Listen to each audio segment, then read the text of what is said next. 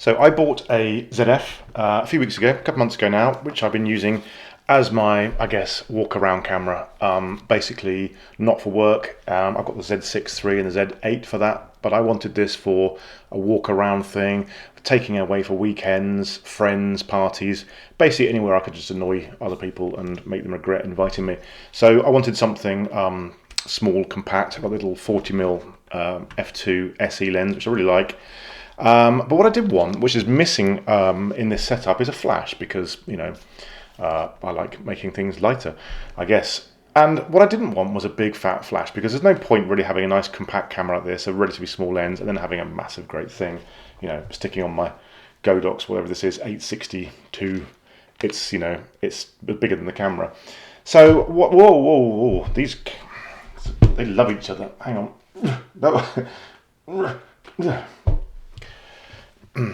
Magnetic thing mistake there. So basically what I wanted was a nice small flash, but what I did want was something that was bounceable, because the thing is, you get a small flash, you point it straight at people's face, you know, washed out Vil.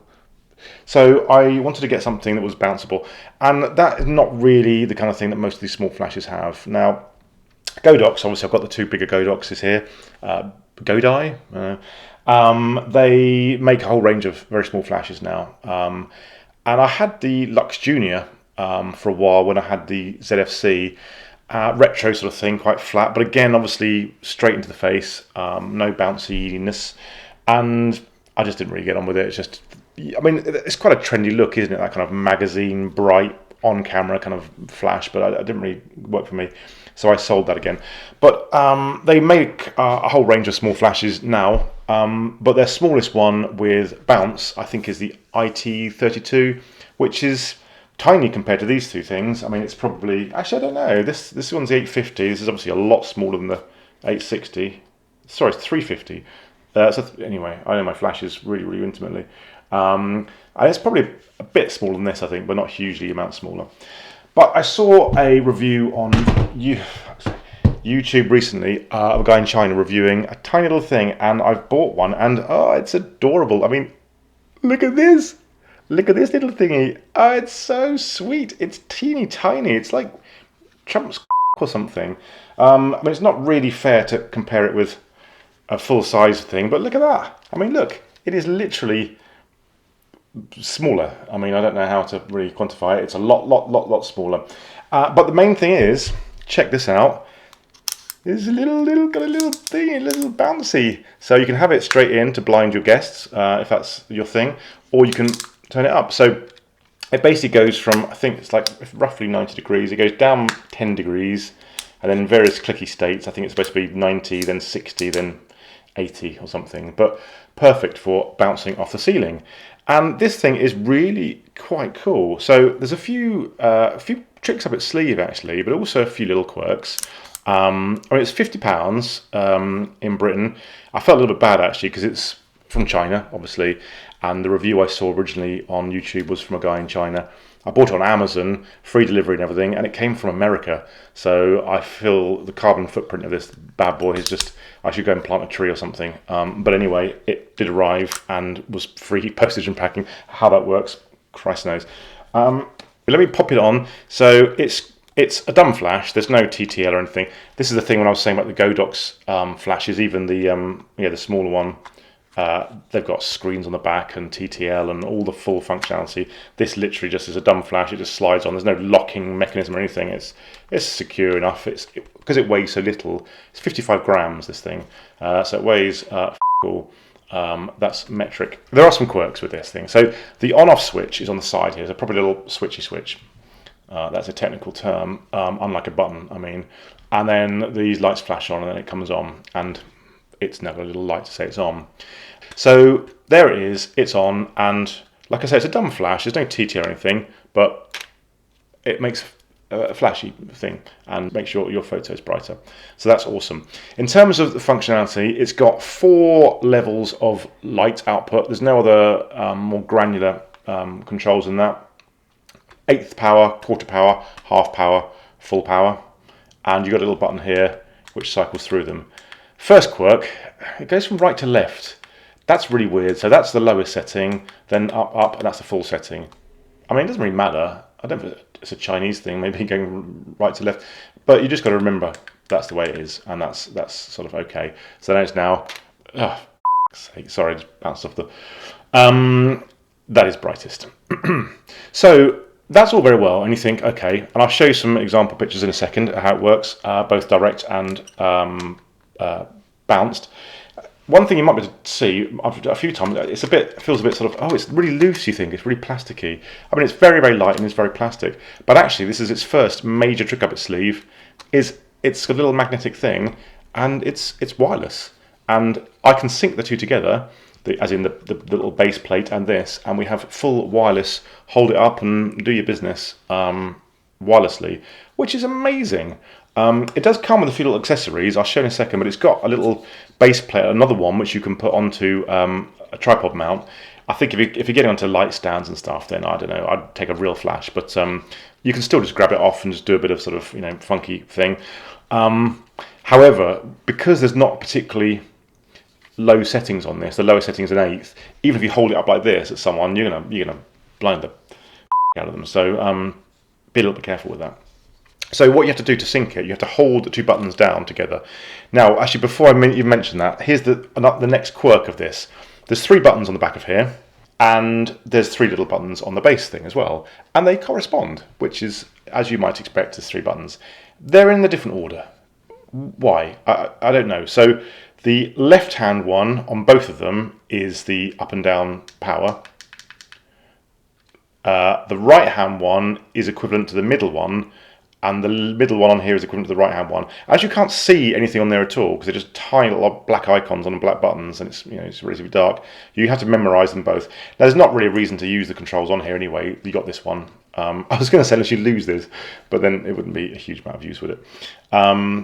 However, what you do need to do is sync the two together to get the wireless stuff. So currently, it is not sunk, so it's not doing anything. So what I have to do is hold down. This is where I have to get this right. I have to hold down this button and the right-hand button. Oh no, I'm leaning on the thing now.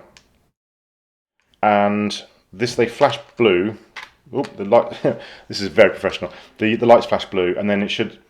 I've not turned it on. Right, hang on a second. There we go. You have to turn them on independently, which is fair. They are 2 separate pieces. This, I think, so this is the fact that it's green means it's not synced yet. So I basically have to hold down the one on the right and the one in the middle, and then after a second or 2, they both go blue. They are now synced. So now all I have to do, and it's now working. So isn't that cool? Look, so you can be. I don't know how you can do this. Here we go. Oh yes, that's it. Look at the camera. Smile for me. Smile for me. Oh, lovely. You can do all that. You see, it's so cool. And then just click it back on again. And the magnets, okay. Like I say, you could knock it off pretty easily, I think. But it's absolutely fine. And it's not really got a huge amount of weight to it, so you could probably bounce it quite nicely.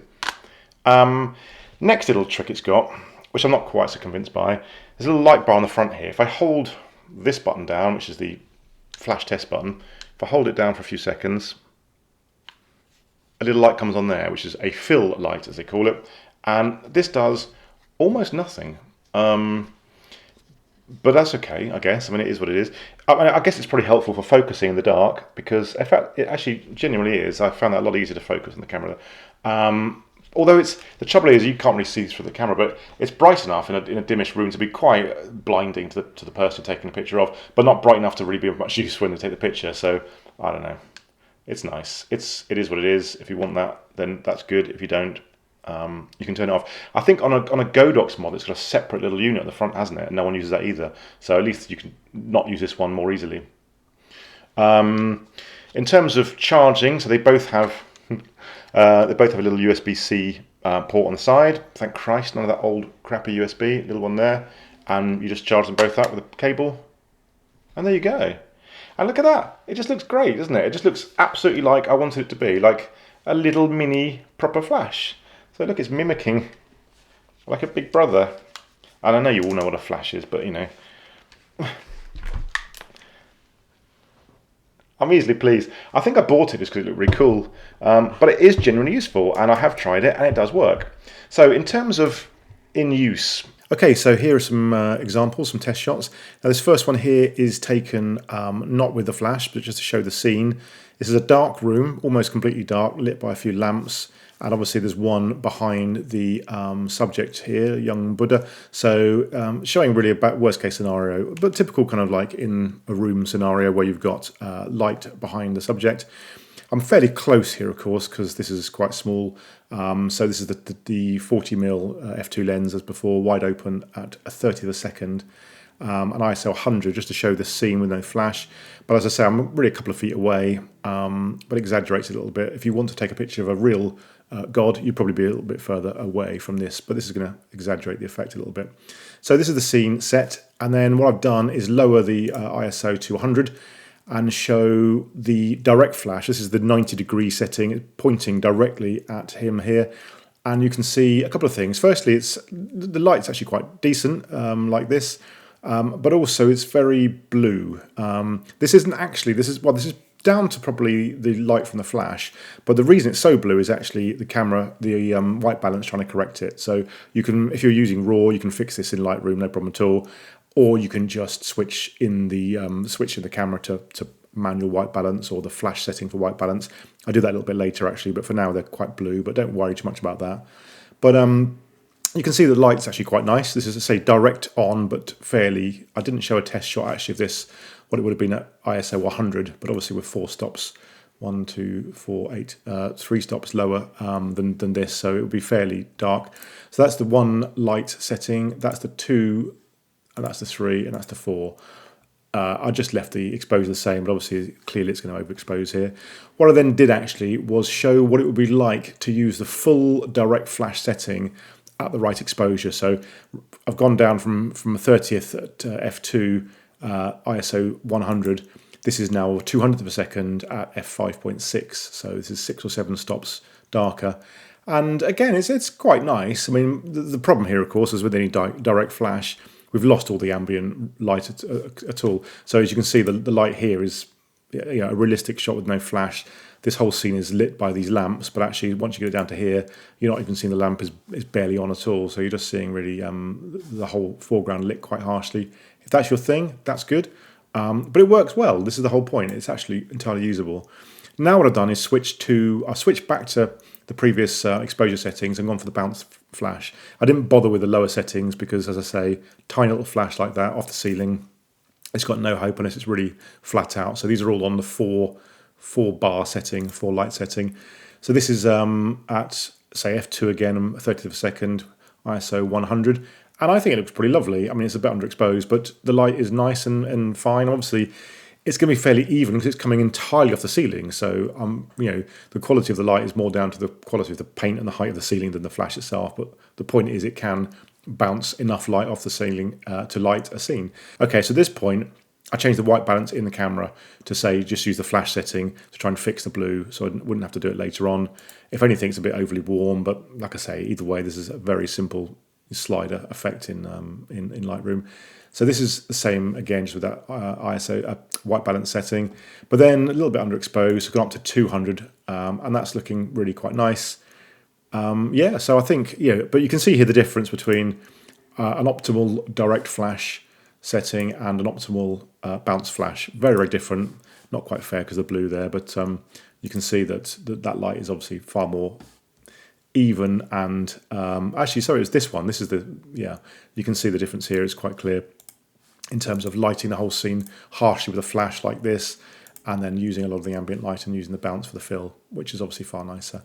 So there we go. That's a fairly workable test. I think I've got a couple of little real world examples. I haven't used it much at all. I had a couple of friends around the other night, so I did bore them a little bit by flashing in their face. So we've got an example here. This is my friend. And as you can see, it's not actually the sharpest picture, but it's quite decent. Another friend here. As you can see, I entertain a wide variety of white, middle-aged, bald, bearded men in my property as friends, all looking rather surly and unhappy. I assure you they're very happy people. They're just looking like that because I was pointing a camera at their face and making a test shot. They're lovely people. This is before the serious drinking began as well. But as you can see, again, I mean, you're not going to get much better than this with a more expensive flash, assuming you're in a dark room with a white ceiling that's quite low, because it's entirely feasible to use the bounce. Just for comparison again, this is actually a similar shot, the same guy with the direct flash. So again, it's just not very nice, whereas that is nice. Now, the main thing I will say though, and this is just bounce flash as a whole, this is not supposed to be a flash list, and I'm sure you all know about how flash works. But if you're relying entirely on a kind of direct upward flash to the ceiling, what you're not really getting is any light on the eyes. I mean, I could do this manually in Lightroom. These little specks of light are lamps on the far wall, so don't worry about those. But it's quite dark lighting on the eyes. Whereas, of course, if you go straight in, you're going to get light on the eyes. But I mean, I don't think anyone would think that's a nicer photo than that. One last example I'll just show you, which is my cat, or a cat. We've got several cats. There's a couple shots here, and again, this is as an example. Actually, this is the same shot without the flash. So we're talking about a very dark room, ISO 400 f2, and again, just lovely soft lighting off the ceiling. Now, again, you've got the potential issue, especially with a cat with a sort of recessed dark eyes. There's no light on the eyes at all. So I did try turn that little LED fill thing on the front, and you can see a slight improvement. There's a little bit of a little thingy there. Now, this is, close up, and I haven't cropped this, so it's pretty much the full frame, a medium-sized cat. I'm probably a foot and a half away. This is not really going to work for a human at normal distances unless it's a close-up, so I don't think that little light's going to really do much in the real world, but it helped focus in the dark, and you do potentially get a tiny little catch light there, so I don't know, maybe it's worth it. But there we go, a few little test shots. So yeah, £50, hasn't broken. I think it looks great. You can just literally take the whole thing off. It's sort of come apart there, but that's fine. You can even put it into its... Okay, so this is the other thing. I don't know if this isn't a quirk. Let me just turn this off. Oh, fuck, wrong button. Is that the button? Oh, dear. Hang on. Oh, it's confusing because you've got the three buttons there, the matching three buttons there that are in the wrong order. But although you have to hold one of these down to turn it on and off, you use that one on that, so on the main thing, which is obviously a fourth button, I guess. But I think I hold down the one that's glowing blue. Yeah, okay, so it's turned off. It comes with... I don't know how I feel about this. It comes in a case that's so unnecessarily good, it's annoying. Because, I mean, firstly, I hate it when you buy something and it comes in an amazing case that you throw away. You think, I'd rather not paid for that. This wasn't hugely expensive, but if they'd said it's £5 less and you didn't get a case, I'd have gone with that because I'm really tight. And it's, I guess, kind of really good. I mean, it's like a little moulded foam thing. No idea which way around it goes. Oh no, hang on, not be a twat and put it in just match the picture, right? And look, you've got a proper little hard case that's really, I mean, it's impressive. But you don't need anything that's extravagant. I mean, this is now twice as big. The whole point of it is it's tiny, you can throw it in a pocket. So having a thing that is almost literally, yeah, twice as big as the thing, I don't know. I don't think it holds anything else in there particularly either, so I don't know. I'm impressed. Top marks for making a very impressive case. No marks for wasting my time. And then the other stuff in here. You get this is what I'm talking about. You get a bag as well. So it's like, oh, how do you want to carry it around? In a bag that is not made for this at all. It's 4 times too big. Although it is made for them, it's got the tag on it. Or you put it in a massive hard case because, God, you need to protect this. Or you just throw it in your pocket, which is what I'll do. Here's the doobery, which is, it's got a screw thread on there, and I believe is magnetic.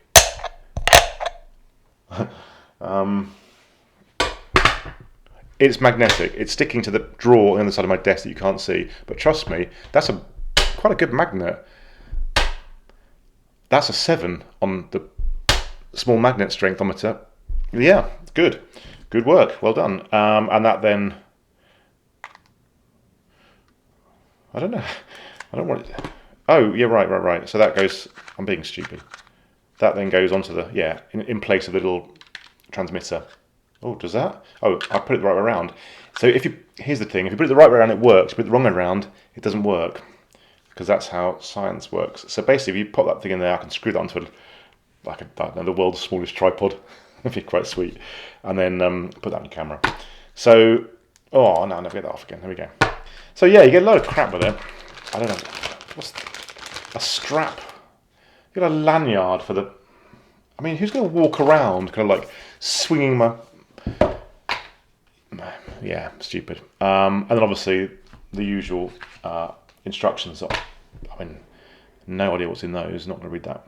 So yeah, I would suggest it's a great little purchase, and for something like a ZF or any other small retro camera, of course, they're not Nikon specific or anything because it's just a dumb flash. So as long as you've got a hot shoe on the camera, it will fit. So I would totally recommend this, and I'm really pleased with the pictures. It genuinely has purpose to it, and it has function, and that's what I wanted from it. And can I just one more time just compare it with? Tell you what, look, here's a small flash, the 350, teeny tiny flash. Look at that, massive. So, yeah, very happy with this. I'm just going to put it all back together again, which is that. I'm a real simpleton. And then I put it on the thing like that. And I turn it on, which I remember to do that and that. So there is a two-step process to turn it on because you've got to turn on the...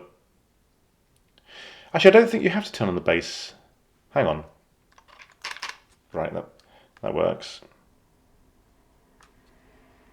No, so the base is only for the wirelessness of it. Obviously, if I take those off, this now won't work. But you don't have to have that on at all. It will just connect for the contacts. But you have got to remember to turn that on if you want wirelessness. And so you can turn with the button on here, so I can actually remotely change the strength. So that's when it's like 6 feet away on the world's tiniest tripod. And he's like, oh, I need to turn it down. Oh, it's too far. You can do that. That's never going to happen. So I'd forget about those little buttons. They're pretty stupid. Yeah. MEDALight. It sounds like an advert now. I haven't been paid or anything. I just bought this myself from China via America, via Amazon to here. Did less than a week, mind you. So not too bad. So yeah, thanks so much for watching.